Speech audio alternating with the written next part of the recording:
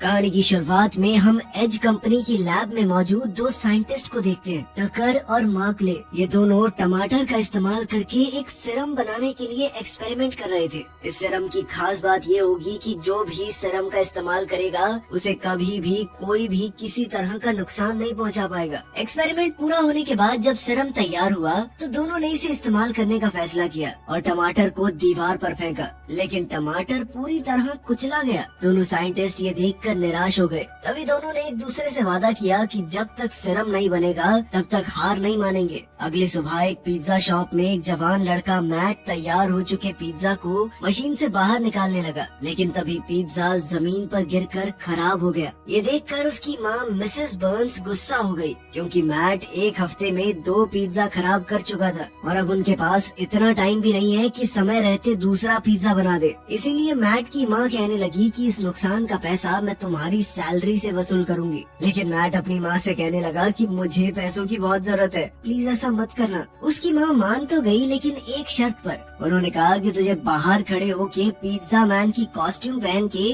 लोगों को अंदर बुलाना होगा, ठीक वैसे ही जैसे उसके पिता लाया करते थे, जो कि अब इस दुनिया में नहीं है। अब मैट को मजबूरन कॉस्ट्यूम पहनकर बाहर जाना पड़ा, जहाँ टॉड नाम का एक लड़का जो कि कॉलेज में काफी मशहूर था, वो अपनी महंगी कार में पिज्जा शॉप के बाहर आया और फिर मैट को जलील करने लगा। उसके साथ उसकी गर्लफ्रेंड सूजन भी थी, जिसे मैट भी मन ही मन में प्यार करता था, लेकिन बेचारा कभी इतनी हिम्मत ही नहीं जुटा पाया कि सूजन को ये बात बता सके। इस बेइज्जती के बाद मैट ने फैसला कर लिया कि मैं यहाँ कभी नहीं आऊंगा, पर उसकी माँ ने उसे बताया कि तुम्हारे पिता अपने परिवार को संभालने के लिए गर्व से ये कॉस्ट्यूम पहनते थे, तुम्हारी अपनी दुकान है, बेइज्जती किस बात की। ये सुनकर मैट को फर्क पड़ना बंद हो गया और उसने पूरा दिन वो कॉस्ट्यूम पहने रखा।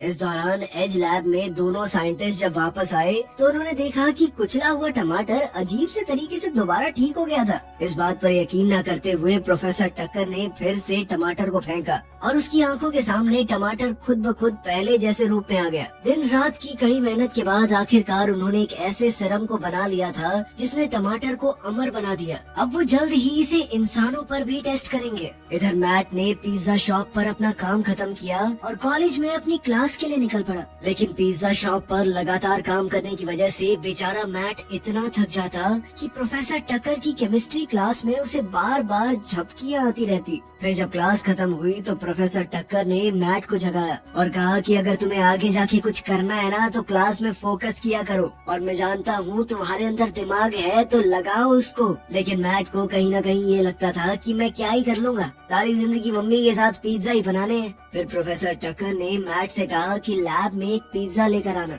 क्योंकि मैं तुम्हें अपनी नई खोज दिखाना चाहता हूँ। मैट तुरंत मान गया और कॉलेज से फ्री होने के बाद वो पिज्जा शॉप में वापस आ गया और पूरे शहर में पिज्जा की डिलीवरीज करने लगा। दूसरी तरफ एज लैब में कंपनी का मालिक मिस्टर क्रिसेल दोनों साइंटिस्ट से बात करते हुए इस एक्सपेरिमेंट के रिजल्ट मांगने लगा। तभी प्रोफेसर टकर ने उन्हें एक टमाटर दिखाया और कहा कि इसे पूरी तरह कुचल दो। जब क्रिसेल ने ऐसा किया तो टमाटर पूरी तरह बिखर गया, लेकिन कुछ ही सेकंडों में बिल्कुल पहले जैसा हो गया। फिर साइंटिस्ट ने बताया कि हमने सिरम बनाने में कामयाबी हासिल कर ली है, जो कि किसी भी चीज के आकार को तबाह होने के बाद बिल्कुल पहले जैसा बना देने की ताकत रखता है। अब प्रोफेसर टकर का मानना है कि ये सिरम इंसानों पर इस्तेमाल किया जाना चाहिए और तो और इसकी मदद से बहुत सी बीमारियों का भी इलाज हो पाएगा। लेकिन क्रिसल इस सिरम को आर्मी को बेचना चाहता था, क्योंकि फिर हमारे फौजियों का कोई कुछ बिगाड़ ही नहीं पाएगा। लेकिन साइंटिस्ट इस बात से खुश नहीं हुए, क्योंकि उन्होंने सिरम लोगों की मदद करने के लिए बनाया था, न कि युद्ध में हथियार के तौर पर इस्तेमाल करने के लिए।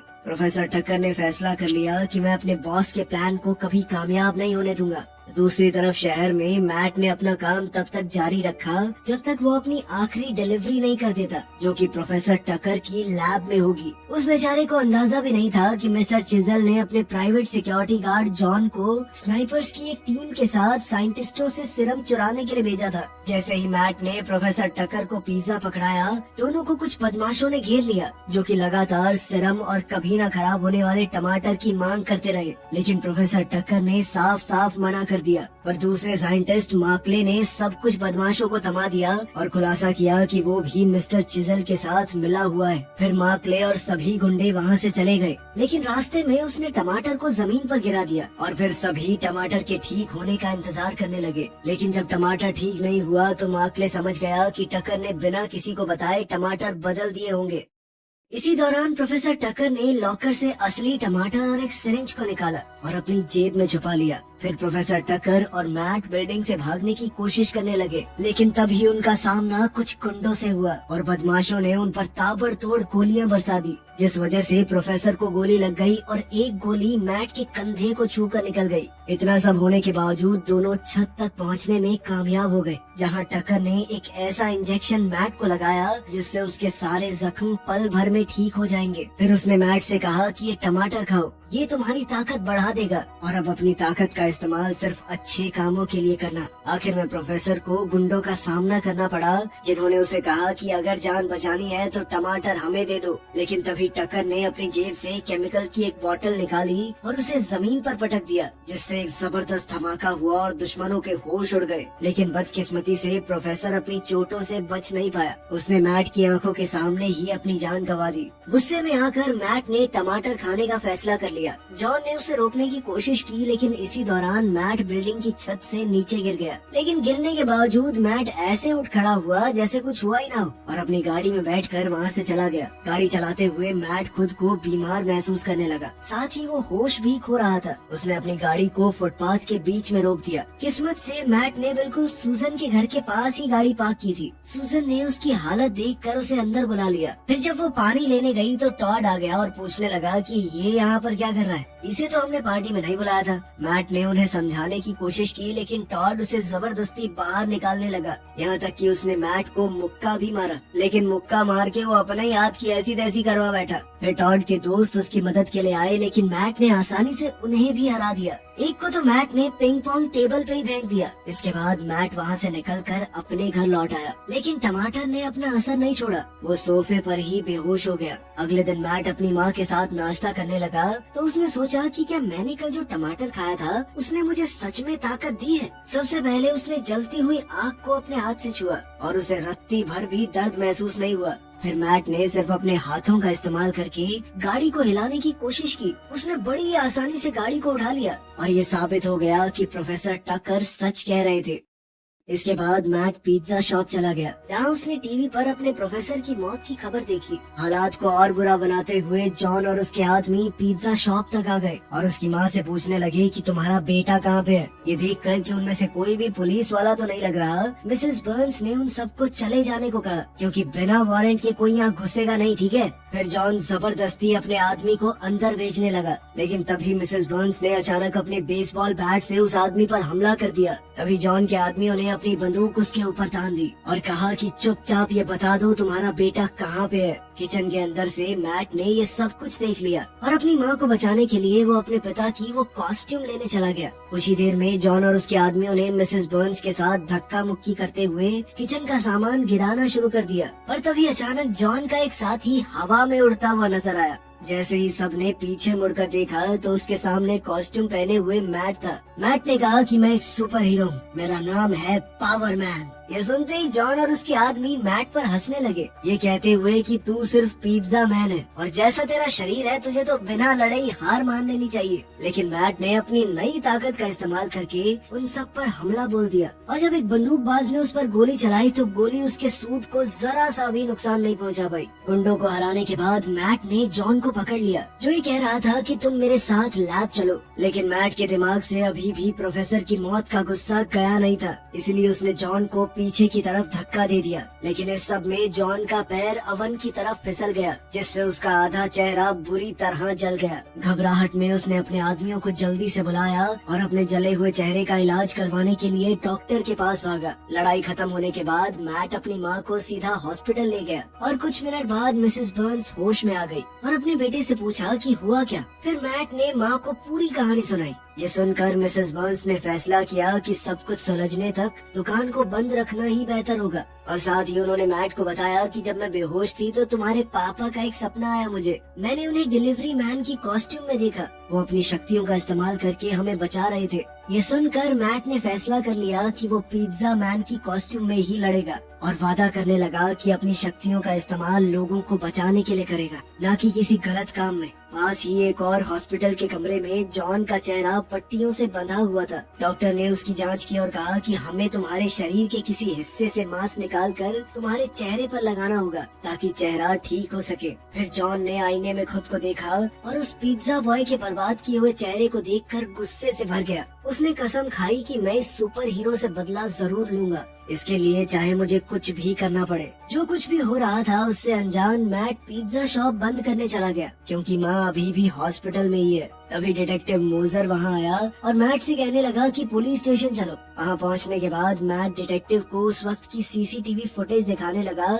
जब मिसेस बर्न्स पर गुंडों ने हमला किया था। मोजर ने उसे मास्क पहने हुए उस आदमी को भी दिखाया जिसने गुंडों को धूल चटाई थी। मोजर को शक था कि मैट ही पिज्जा मैन है, लेकिन मैट ने कहा कि नहीं, मैं अकेला कैसे लड़ूंगा इतने गुंडों से। मेरी बॉडी देख के आपको लग रहा है कि मैं अपनी माँ को उठा के हॉस्पिटल ले जा सकता हूँ। डिटेक्टिव मोजर ने भी मैट को देख के मान लिया कि हाँ लग तो नहीं रहा, लेकिन उसने ये भी कहा कि मैं जांच जारी रखूंगा ताकि पता चल सके कि आखिर वो पिज्जा मैन है कौन। पुलिस स्टेशन से निकलने के बाद मैट प्रोफेसर टकर के फ्यूनरल पर गया। वहाँ वो सूजन से दोबारा मिला और पार्टी में हुई घटना के लिए माफी मांगने लगा जहाँ उसने टॉड और उसके दोस्तों की छताई की थी। लेकिन सूजन ने कहा कि तुम्हें माफी मांगने की क्या जरूरत है, उन्होंने पहले तुम्हारे ऊपर हमला किया था, तुमने तो खुद को बचाया है और टॉड की हरकतें बहुत बेकार थी, मैंने उससे ब्रेकअप भी कर लिया। ये सुनते ही मैट के पेट में तो तितलियां उड़ने लगी। दोनों कुछ देर इसी तरह बातें करते रहे। दूसरी तरफ मिस्टर चिज़ल प्रोफेसर मार्कले के साथ सीरम को वापस पाने के तरीकों के ऊपर चर्चा करने लगा। लेकिन मीटिंग के बीच में जॉन अपने जले हुए चेहरे के साथ आ गया और उसने कहा कि वो पिज्जा मैन की शक्तियाँ अपने लिए चुरा लेगा। इसके अलावा उसने कहा कि अब से मैं इस कंपनी का नया हेड हूँ। मैं थक चुका हूँ ये चिज़ल की बातें मानते मानते। ये सुनकर बॉस कहने लगा कि तुम पागल हो गए हो क्या, लेकिन तभी जॉन ने अपनी बंदूक निकालकर चिज़ल को गोली मार दी। अपने बॉस को खत्म करने के बाद वो कुर्सी पर बैठ गया और उसने खुद को कंपनी का नया लीडर घोषित कर दिया। साथ ही उसने अपना नया नाम बिग चीज रखा।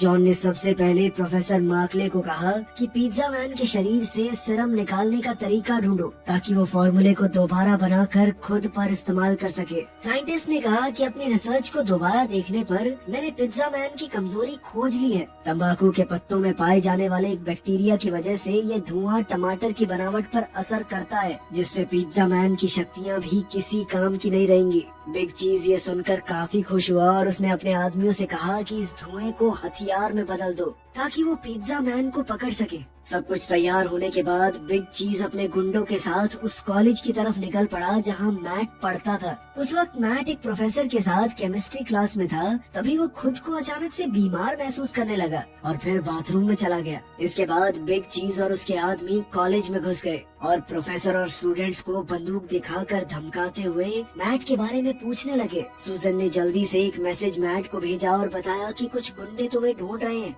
मैट जल्दी से नजदीकी बाथरूम की तरफ गया और पिज्जा मैन की कॉस्ट्यूम को पहन लिया। अब मैट ने सूजन और अपने क्लासमेट्स को गुंडों से बचाने के लिए पूरी तैयारी कर ली। इस दौरान बिग चीज को क्लास में मैट तो नहीं मिला, लेकिन उसकी एक नोटबुक उसके हाथ लग गई जिसमें सूजन के लिए प्यार भरी चिट्ठियां लिखी हुई थी। ये देखकर कि लड़की कमरे में है, बिग चीज ने उसे कैदी बनाने का फैसला कर लिया ताकि मैट को जाल में फंसा सके। फिर सभी गुंडे लड़की को लेकर वहाँ से जाने लगे, लेकिन तभी पिज्जा मैन ने उनका रास्ता रोक लिया और बिग चीज से कहने लगा कि सूजन को छोड़ दे। तभी बिग चीज ने अपने आदमियों से कहा कि सिगरेट का धुआं छिड़को और जैसा प्रोफेसर मार्कले ने सोचा था वैसा ही हुआ। मैट ने अपनी शक्तियाँ खो दी। पिज्जा मैन धुआं बर्दाश्त नहीं कर पाया और जमीन पर गिर गया। तब बिग चीज ने हुक्म दिया कि उसके शरीर से सीरम को निकाल लिया जाए और फिर अपने गुंडों से कहा कि इसे जान से मार दो। लेकिन इससे पहले कि वो ऐसा कर पाते, क्लास खत्म हो गई और सभी स्टूडेंट अपनी अपनी क्लासेस से बाहर आ गए। फिर बिग चीज सूजन को लेकर वहाँ से निकल गया और अपने आदमियों को काम पूरा करने का हुक्म दिया।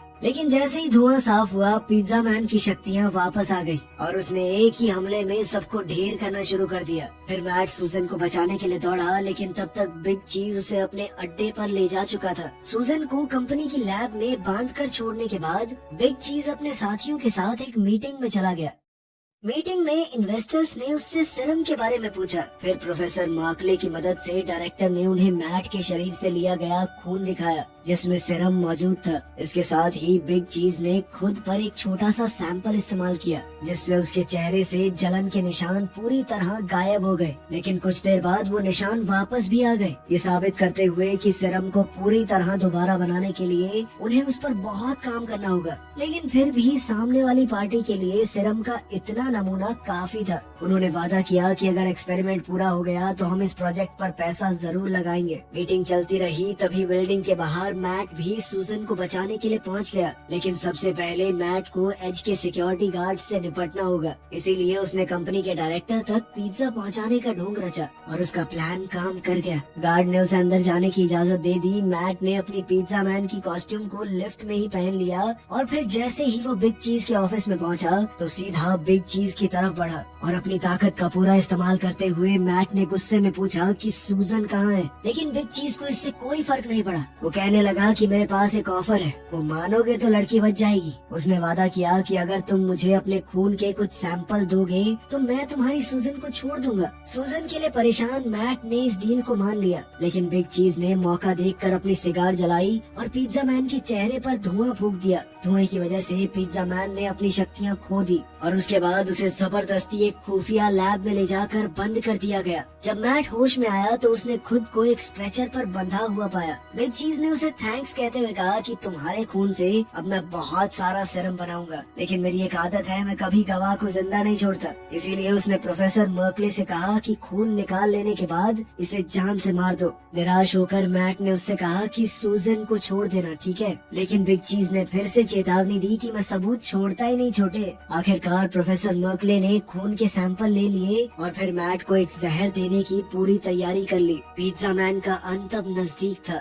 लेकिन तभी 3 हथियारबंद पुलिस वाले लैब में घुस गए और उन्होंने सबको सरेंडर करने को कहा। तब पता चला कि बिल्डिंग में आने से पहले मैट ने डिटेक्टिव मोजर को मदद के लिए फोन कर दिया था। इसी वजह से पुलिस टाइम पर पहुंच गई और उन्होंने देर होने से पहले मैट को बचा लिया। लेकिन बिग चीज का हार मानने का इरादा नहीं था और लैब के अंदर तुरंत गोलीबारी शुरू हो गई। लेकिन पुलिस ने भी हार नहीं मानी, वो दोनों बच्चों को बचाने के लिए आगे बढ़े, जबकि बिग चीज और मर्कले बिल्डिंग के अंदर छुपने के लिए भाग गए। तभी गोलीबारी के बीच डिटेक्टिव मोजर ने मैट को स्ट्रेचर से निकाला और उसे अपनी गाड़ी में सूजन के साथ सुरक्षित जगह पर ले गए। थोड़ी देर बाद मोजर ने अपनी टीम को गुंडों के पीछे जाने को कहा और 2 ऑफिसर्स ने लैब के अंदर प्रोफेसर मर्कले को ढूंढ लिया। पिज्जा मैन के खून के सैंपल का इस्तेमाल करते हुए साइंटिस्ट ने सीरम के फॉर्मूले का इस्तेमाल किया और सोचने लगा कि अब वो अमर हो जाएगा। लेकिन पुलिस वालों ने टेजर से ही उसे गिरा दिया और ये साबित हो गया कि फॉर्मूला काम नहीं कर रहा। लेकिन बिग चीज अभी भी उनके हाथ नहीं आया था